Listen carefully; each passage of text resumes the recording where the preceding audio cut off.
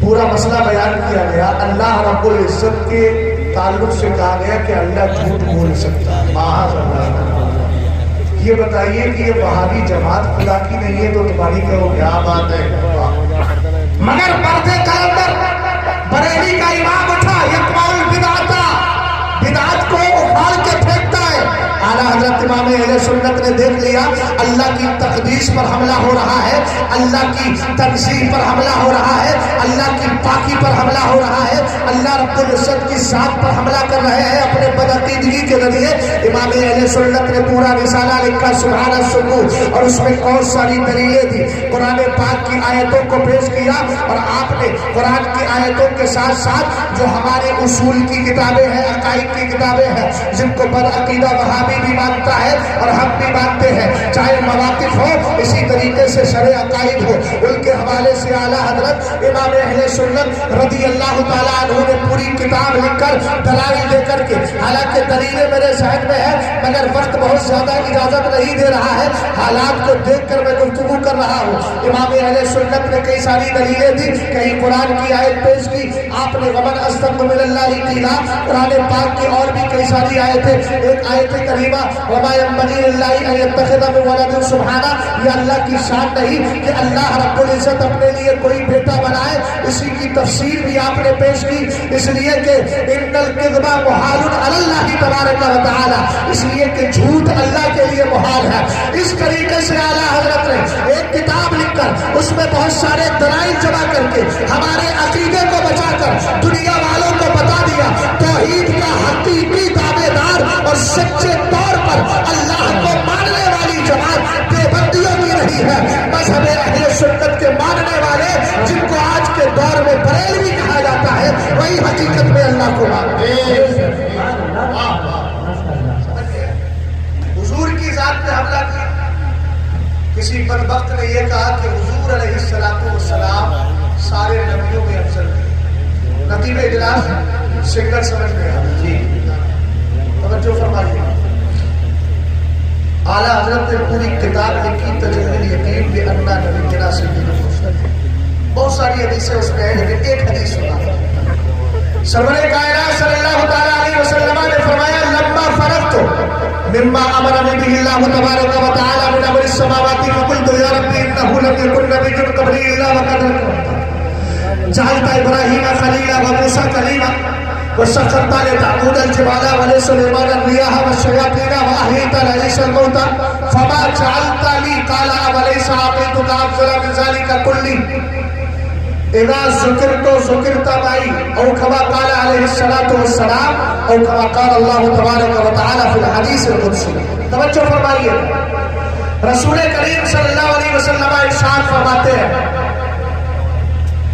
کہ جب معراج کی رات میں آسمانوں کی سیر سے فارغ ہوا تو میں نے رب کی بارگاہ میں عرض کی مولا مجھ سے بیشتر مجھ سے پہلے تو نے جتنے نبیوں کو بھیجا ہر ایک کو الگ الگ خوبی عطا فرمائی. اعتراض کیا تھا؟ بدعقیدہ نے اعتراض کیا کہ نبی سارے نبیوں کے افضل نہیں ہے. اعلیٰ حضرت نے اس کی بدعقیدگی پر قدغن لگایا اور پوری کتاب لکھ رہے ہیں میرے امام. اعلیٰ حضرت امام اہل سنت نے اس حدیث کو ذکر فرما دیا. سرور کائنات عرض کرتے ہیں میرے مولا اس سے پہلے جتنے نبی آئے تو نے سب کو الگ الگ خوبی عطا فرمائی. ابراہیم کو خلیل تو نے بنایا، موسیٰ کو کلیم تو نے بنایا، پہاڑوں کو حضرت داؤد کے تابع تو نے کیا، سلیمان کے لیے شیاطین ہواؤں کو تابع تو نے کیا، اس کے بعد مولا عیسیٰ کے لیے مردوں کو زندہ تو نے کیا. فما جعلت لی، اے میرے مولا میرے لیے کیا کیا؟ رب قدیر کی رحمت جو اس پر آتی ہے میرے رب نے ارشاد فرمایا اب علیہ آتیتک افضل من ذلک کلی. اے میرے محبوب میں نے اور نبیوں کو جو کچھ عطا کیا تھا اس سے بہتر میں نے تجھے عطا فرما دیا ہے. اذا ذکرت ذکرت معی، جب مجھے یاد کیا جائے گا میرے ساتھ تجھے بھی یاد کیا جائے گا. حدیث کے مطلب نے، حدیث کے مفاد نے، حدیث کے الفاظ نے بتا دیا کہ میرے نبی علیہ السلام سارے نبیوں کے بھی سردار ہیں، کائنات کے سردار تو ہے، سارے نبیوں کے بھی سردار ہیں. مصطفیٰ کریم علیہ السلام کی اس شان کو جب بریلی کے امام نے نظم کی شکل میں بیان کیا تو کہنے لگے خلق سے اولیاء، اولیاء سے رسول اور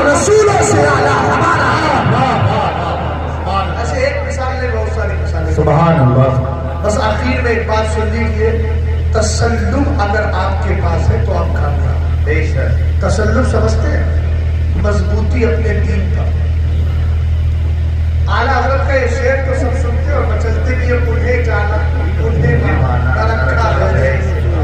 ہم نے کہا جاننا ماننا، اس کے لیے دو چیزیں چاہیے ماننے کے لیے. ماننے کے لیے دو تقاضے ہیں اور وہ دونوں تقاضے صحابہ کی صفت میں شامل ہیں.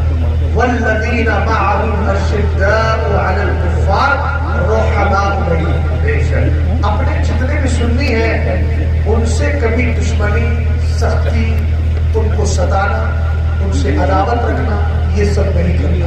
سنیوں کو اپنے دل سے لگانا ہے اور ان پر رحم دل ہو کر کے زندگی کاٹنا ہے.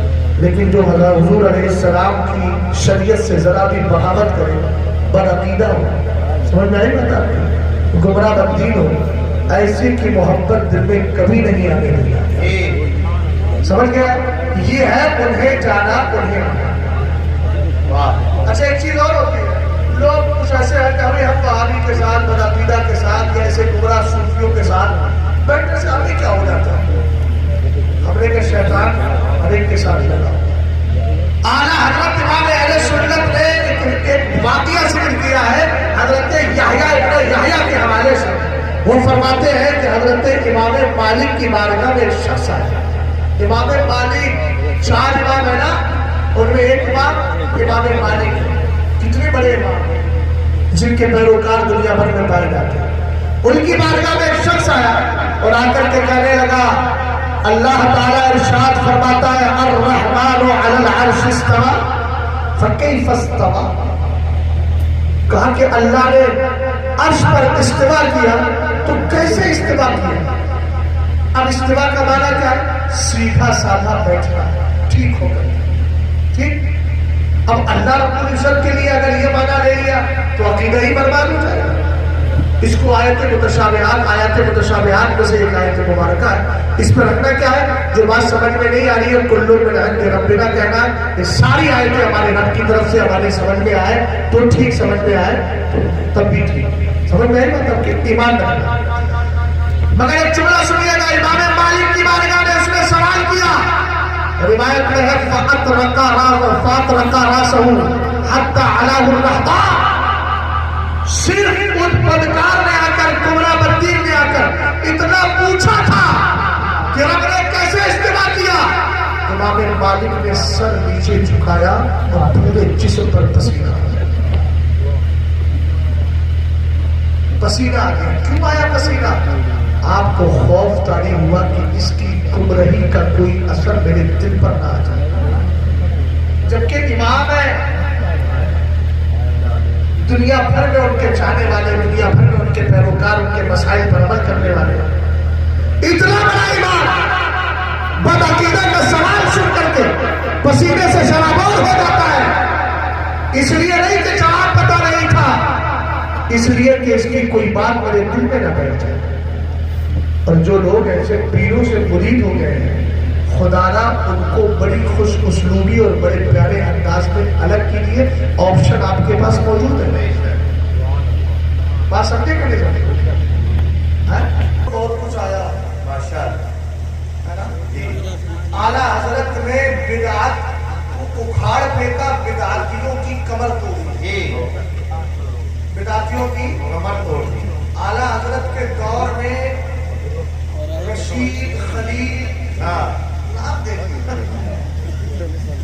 رشید رشد سے بڑا ہے اور سراپا گمراہ بدین کافر.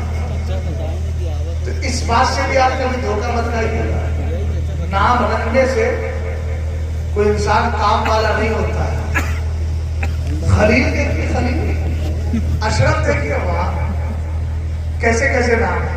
خیر ان کی تقدیر میں ہدایت نہیں تھی.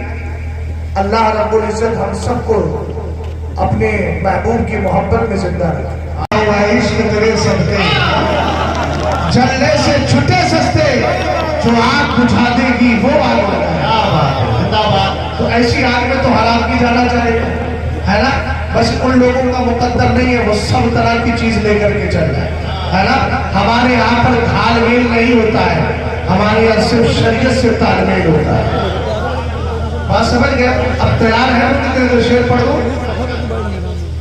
آجا دل ویران میں تیرا ہو یہ کاشانہ. یہ وہ اشعار ہے جس کو اسد بھائی نے بھی کئی بار مطالبہ کیا ہے. حالانکہ وہ خود ایک اچھے شاعر ہے، لیکن مرشد کا لکھا ہوا کلام مرید کو پسند نہیں آئے گا تو کس کو؟ آجا دل ویران میں تیرا ہو یہ کاشانہ. کس کو بڑھایا جا رہا ہے؟ آجا دل ویران میں تیرا ہو یہ کاشانہ. للہ کرم فرما اے جل